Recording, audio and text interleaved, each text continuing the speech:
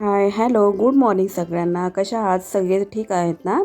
तर इथे तुम्ही बघू शकता सकाळी सकाळी इथे मी चहा नाश्ता वगैरे झाल्यानंतर खारीक इथे फोडायला घेतला, कारण की आता थोड्या वेळाने ऊन यायला सुरुवात होती.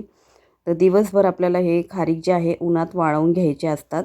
कमीत कमी 2 दिवस तरी इथे खारीक फोडल्यानंतर उन्हात वाळवली पाहिजे, छान अशी कडक होण्यासाठी. कारण थंडीचे दिवस असतात ना, त्यामुळे ती थोडी ओलसर अशी असते. तुम्ही बघू शकता इथं मस्तपैकी ब्राऊन कलरची अशी खारीक घेतलेली आहे. तर इथं 1 किलो खारीक आणि 1 किलो खोबरं घेतलेलं आहे. तर खारीक अशा पद्धतीने मी फोडून घेत आहे. बघू शकता एक कपडा घेतला आहे, त्यावर खारीक ठेवलेला आहे आणि त्यानंतर रुचना जो असतो आपला पाटा वरवंट्याचा रुचना असतो वाटण्याचा, त्याने मी खारीक जे आहे फोडून घेत आहे. एकीकडे मिस्टर जे आहेत खारीक फोडण्यासाठी मला मदत करायला बसलेले आहे आणि सोबतच मी तुम्हाला दाखवते की लाडू तयार करण्यासाठी काय काय लागतं. तसं बघायला गेलं की डिंकाचे लाडू म्हटल्यावर भरपूर काही सामान लागतं. तर मी इथे काही सामान घरात आहे, काही नव्हतं ते आणून घेतलं. म्हणजेच काजू बदाम आणलेले आहेत आणि सोबत मनुके. इथे खोबरं मी मस्त काळ्या पाठीचे घेतलेले आहे. तुम्ही बघू शकता मस्त असे अख्खे खोबरे जे असतात ते घ्यायचे आहे, मस्त काळ्या पाठीचे. हे मी किमान 1 किलो घेतलेलं आहे. म्हणजेच खारीक 1 किलो आणि खोबरं 1 किलो मिळून 2 किलो होतात. आणि बाकीचं जे सामान आणखीन त्यात ॲड होतं, जसं की काजू बदाम, अजून डाळी वेगवेगळ्या प्रकारची डाळी जे असतात ते तुम्हाला मी व्हिडिओमध्ये दाखवेन मी कोणत्या डाळी यूज करणार आहेत. आणि आपल्याला भरपूर काही वेगळं टाकायचं आहे, ते किमान 1 किलोभर तरी असतं. म्हणजेच आपल्याला इथं किमान 3 किलोचे इथे लाडू होणार आहेत आपले. तर तुम्ही बघू शकता खारीक इथं फोडून झालेल्या आहेत. आता मी इथे 2 दिवस वाळवून घेणार आहे. तर चला आता आज उपवास असल्यामुळे साबुदाणा भिजत घातलेला होता सकाळी, म्हणजेच रात्रीच घातलेला आहे ऑलरेडी. पण सकाळी मी चेक करून बघत आहे की भिजला की नाही चांगला. तर साबुदाणा करण्याची पद्धत मी तुम्हाला आज दाखवणार आहे माझी. तर भरपूर जणांचं म्हणणं आहे की साबुदाणा बनवताना खूप चिकट वगैरे होतो, सुटसुटीत होत नाही. तुम्ही बघू शकता मस्तपैकी साबुदाणा अशा पद्धतीने भिजला जावं यासाठी आपल्याला पूर्ण ओव्हरनाईट साबुदाणा जो आहे भिजत ठेवायचा आहे. सोबत मी इथे 2 बटाटे घेतलेले आहे. साईडला तुम्ही बघू शकता शेंगदाणे भाजत ठेवलेले आहे. तर तुम्ही म्हणताल ही कढई एकदम काळी का दिसते? त्याचं कारण असं आहे की या कढईला घेऊन मला 17-18 वर्ष झालेले आहे.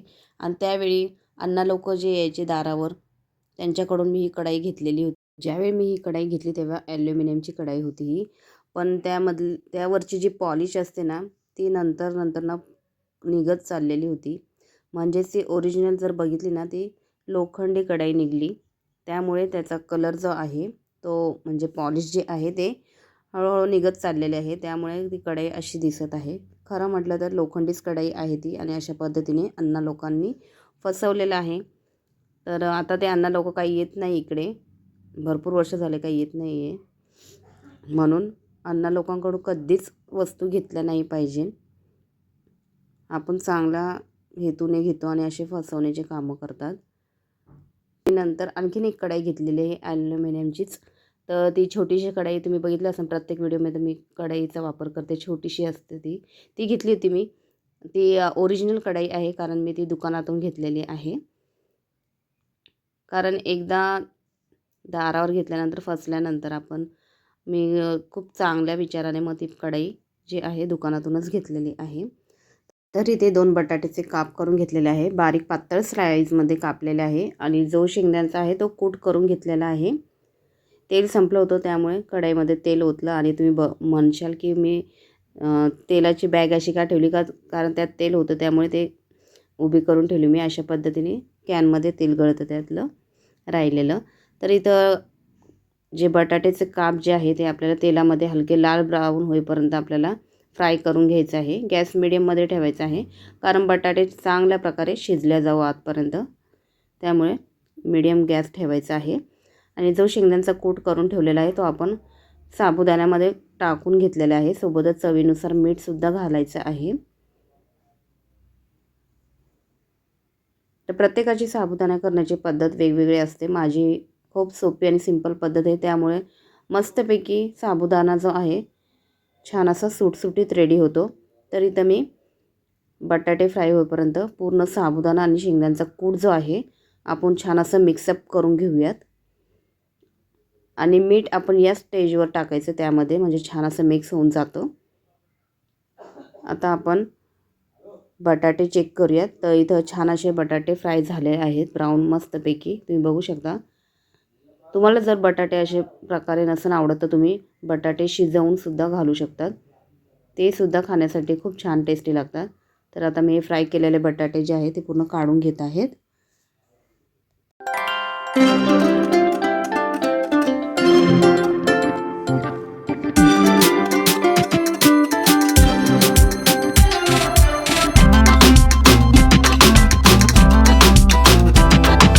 आता यातच मी थोडीशी साखर घातलेली आहे नॉर्मली, छान टेस्ट येते याने. तर इथे मिरच्या मी अर्धवट अशा कापून घेतलेल्या आहे. खाण्यासाठी अशाच पद्धतीच्या मिरच्या खूप छान लागतात साबुदाण्यामध्ये, किंवा तुम्ही मिक्सरमध्ये बारीक फिरवून जरी घेतलं तरी चालतं. पण जर घरात लहान मुलं असले ना की अशाच पद्धतीने मी मिरच्या ज्या आहे घालत असते, म्हणजे जास्त तिखट आवडत नाही मुलांना, त्यामुळे मिरच्या आपण खाऊ शकतो पण लहान मुलं खाऊ नाही शकत, त्यामुळे अशा पद्धतीने मी मिरच्या कापलेल्या आहे. आणि छान असं साबुदाणा मिक्सअप करून ठेवलेला आहे, त्यामुळे मिरच्या छान अशा फ्राय झालेल्या आहेत. आता आपण साबुदाणा जो आहे तो तेलामध्ये ॲड करणार आहोत.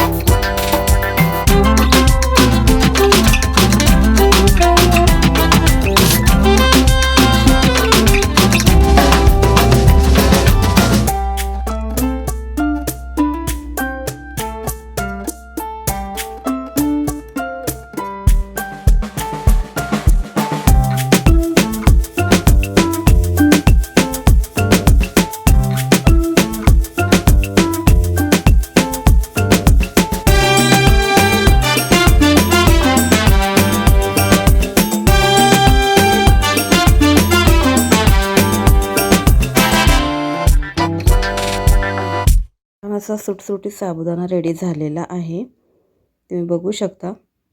मस्तपैकी एक प्लेट ठेवून फक्त आपल्याला वाफ घ्यायची आहे. मस्तपैकी तर साबुदाणा रेडी होतो. अशा पद्धतीने नक्कीच ट्राय करून बघा, खाण्यासाठी खूप चविष्ट लागतो. व्हिडिओ आवडल्यास नक्कीच लाईक करा, कमेंट करा. आणि हो, तुम्ही जर माझ्या चॅनलवर पहिल्यांदा आला असाल तर प्लीज सबस्क्राईब करायला विसरू नका. साईडला जी बेल आयकॉन राहते त्यालासुद्धा प्रेस करा, जेणेकरून माझे व्हिडिओ तुमच्याकडे पोहोचले जातील.